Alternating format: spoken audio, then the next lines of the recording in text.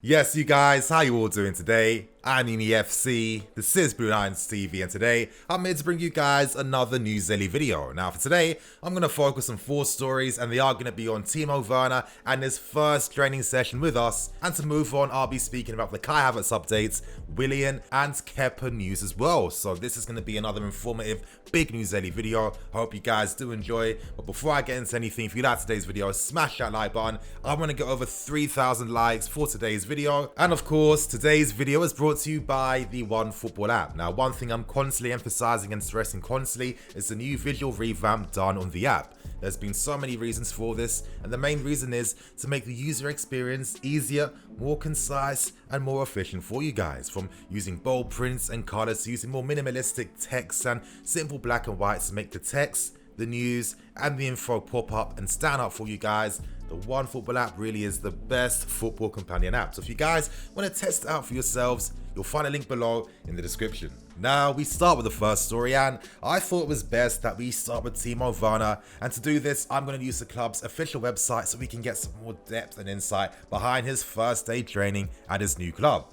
As you guys can see here on screen, Werner is obviously wearing our kit, and to keep things absolutely real, it still feels really surreal. You know, for the past 18 months, past 12 months, I've consistently seen reports from Bayern Munich and Liverpool saying that these clubs were dead set to sign Werner once the season ended. You know, credit to Lampard, credit to Petr, credit to Marina for working together to do the impossible in that sense. It was down to Lampard and Lampard's ability with his words to persuade Werner, listen, follow my vision, I know exactly what I'm doing. I used to be an outstanding football player, and some of these principles I apply to my career, I know guarantee success. So it's obvious that an ambitious individual like a Werner is going to be enticed by words like that, and this is why right now, you guys, Werner is at this club, so absolutely mad. But let's actually go down. Now, what I found interesting was the club providing some insight and context behind why Werner has started his training session already. Now, we do know that since the season has ended, it means that his new teammates deserve a bit of a break before that upcoming final game against Arsenal this Saturday. So right now, as the club did state, Werner is undertaking plenty of stretching and fitness work before then moving on to ball work, including some dribbling drills and of course some finishing work at the end. You know, that is pretty standard pre-season work, and it's obvious that Werner has to be physically ready for the demands of Lampard's football. So let's see what happens there, you guys. As we continue on, we just see more shots and photos of Werner, you know, obviously doing his training sessions today, and yeah. It is absolutely mad. It still feels mad that we have such a potent attack, and I guess a question for you guys, I'm going to leave this for you. How many goals do you feel Werner can get in his first season in the Premier League? Make sure you guys let me know below. And from this point, I think it moves things on very nicely to the second story today, and that's the latest in regards to Kai Havertz and the big updates coming out today about his future move to this club. Now today, for these Kai Havertz updates, all the big journalists, all the big credible ones came out today releasing stories. So for me, this automatically tells me that something credible is happening, and I'm going to break down the latest news happening for you guys and give you my thoughts and opinions on what this actually means. Now, it's obvious that once the season did conclude, naturally this deal was going to start to accelerate and start to pick up more pace. Now, based on all the reports that have come out today, it's looking likely that maybe it's going to take an 80 million bid that does include some clauses inserted in this deal to actually sign Kai. So it seems like the club's willingness to be a bit more patient, you know, play things out a bit to get the best possible deal.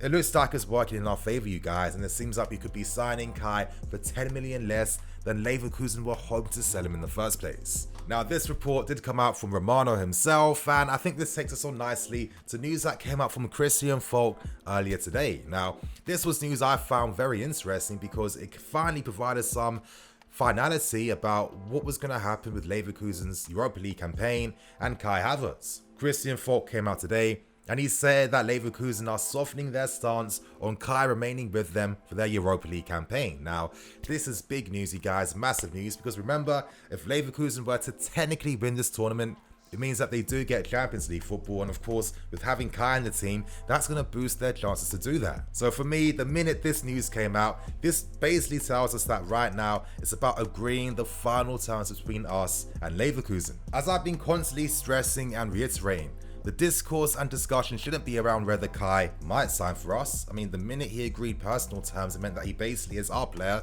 The final thing left right now is agreeing the final fee, and we're getting very, very close to doing so. HAVERTZ's eventual signing is going to be a major step forward for our tactical identity and our tactical expansion under Frank Lampard.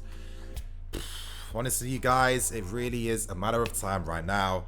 Kai Havertz is going to be a Chelsea player for next season. We now move things forward to the third story today, and this is focused on Willian. Now, I hope you guys do listen right to the end, because this potential news surrounding Willian could have some massive implications for us in regards to how we conduct our business this summer and the possibilities it could mean if Willian was to stay. Now, I'm going to tell you guys the story first. This story was first broken by Sky Sports, and unfortunately with Sky, due to their reputation over the past few years, I can't really take their transfer news stories too seriously. I've spoken to people about this deal. I told you guys a few weeks back that Arsenal had agreed a contract with Willian, which is still the case right now, and as the Kai Havertz story has taught us, agreeing personal terms with a player means absolutely nothing. You can agree personal terms easily. It's about finalizing the transfer deal to get these deals done. So, we remain with the Willian news. Sky claimed that a breakthrough has been made, and it's looking very likely that Willian is going to remain for the following season. This entire time, Willian has been holding out for a 3-year contract extension, but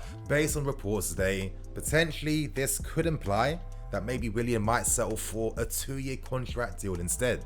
Now, as I'm stressing right now, this deal is constantly changing every single day. 2 days ago, I heard this deal was completely off and Willian was destined to sign for Arsenal, so maybe Sky Sports, to give him the benefit of the doubt, they could be onto something with this. But to conclude the story, you guys, I think it's worth thinking about the implications that could follow if we kept Willian here for the following season. Now, for the sake of our transfer business this window, I can tell you guys with 150% confidence, 200%, 1000% confidence that this summer, the club are planning to spend big. They're planning to sign key players for key positions. We are looking at goalkeepers, left backs, centre backs, and a CDM for next season too. And the targets we're looking at are key targets, big name targets, because we're serious about becoming a force again in European football. We want key players for key positions. And if we reallocate some of our funds responsibly, in conjunction with the sales that we've earned from Morata, Eden Hazard and Courtois, on top of the many sellable assets we have at this club, and your Jorginhos, your Barclays, your Alonsos, etc., there's a big growing confidence that we are going to have enough money in this window to sign the key players we need to get back to the top for next season. Now, if we decided to give Willian the deal that he wants, this would imply that we aren't going to sign Benrahma. But there is a positive to this, because this means that we won't be forced to spend 35 million on him. Instead, we'll be able to use that money for other positions that we desperately need to fill if we're really serious about mounting this title challenge for next season. Let's not forget too, if Willian does sign a new long-term deal, this means that in the future, based on any possibility that could happen, we could sell the player and earn a transfer profit from him. Willian is still a Brazilian international player. He has a reputation in this game for his stamina and his fitness levels, and he's constantly going to be a player that is going to be desired by other clubs. So in a business point of view, you could actually get some money off a potential sale in the future. Now, I'll keep things real. I've seen some of the reactionary stances based on maybe Willian staying at this club. People have mentioned maybe the futures of Hudson-Odoi and Pulisic, which I feel isn't really as fair. I think one thing we have to understand now is that Lampard is building a culture. He's building a winning culture where the players have to buy into it, knowing that if they want to play in the first team, they have to fight for their place. Also, we've seen that Hudson-Odoi and Pulisic are prone to picking up injuries. So regardless, one more attacking player either has to be kept here or needs to be bought, which would naturally affect the amount of game time that these guys could receive in the first place anyway. So the fact that it's Willian shouldn't really make too much of a difference in the first place. Now, you guys know that I like to think long term. And for me, I think maybe it's more logical to just keep Willian, give him a new contract deal instead. It's obvious that Lampard really admires Willian. He's admired him ever since he's played alongside him. He admires his professionalism and how he conducts Lampard's tactical ideals and plans on that field as well, you guys. In Willian's case, I always felt like, why would he want to leave right now? Right now, the club is on the rise. We're signing big players. Our ambition is absolutely ridiculous these days, and we're a club on the rise. We could be one of the most dominant clubs over the next 10 years. So for Willian to leave right now wouldn't be the best thing. So in this instance, you guys, I feel like it makes sense for both parties to find a new deal, because in the long term, us saving 30-40 million from signing a Benrahma can be used to sign bigger and better targets for those key positions we need to fill for next season. Now we end things with the final report today, and this is on Kepa, and this was reported by Matt Law, Mr. Chelsea News himself. Now this was quite interesting to read. It seems like Kepa's future is going to be decided once our FA Cup final game against Arsenal is concluded. The report did say that currently at this point in time there is no bad blood between Lampard and Kepa. As was reported, it seems like both parties have accepted that maybe Kepa would do best in the new environment where he's not feeling and facing that pressure and scrutiny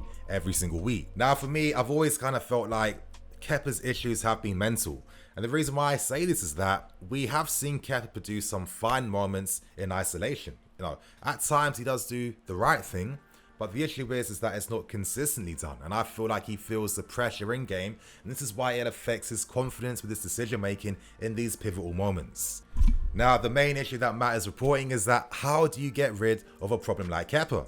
You know, if you do send him out on loan, which is maybe the most realistic thing to do, this does imply that you have to heavily subsidize his wages if you're loaning him back to clubs like your Sevillas and your Valencias. In the long term, this would make sense because you'd hope and pray that Kepa was able to find some form back in Spain, and if that was the case, that gives you some flexibility to recoup some of the money that you originally invested in him to sign him in the first place. It's obvious and clear that Lampard does want a new goalkeeper, and targets like Oblak and Onana are real targets the club are considering to sign. In the case of Oblak, I'd do anything that Atletico Madrid were able to maybe take Kepa as part of that loan deal and hopefully allow Oblak to leave in the meantime.